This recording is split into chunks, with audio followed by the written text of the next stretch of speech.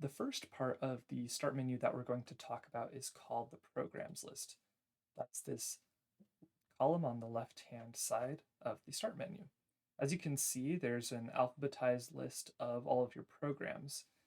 If you click on these letters, it'll bring up an alphabet where you can quickly jump to any section and see the programs over there. The ones that are grayed out are letters where you don't have any programs that start with that letter.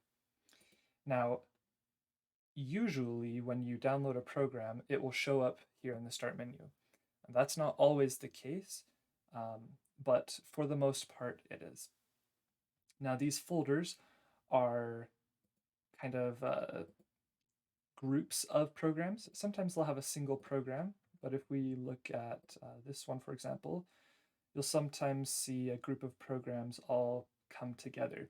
And usually that's from one manufacturer, one company, or just a specific program. Sometimes it'll come with a couple other programs that are just a part of the one you need, but you don't actually need those other ones. They're just kind of there.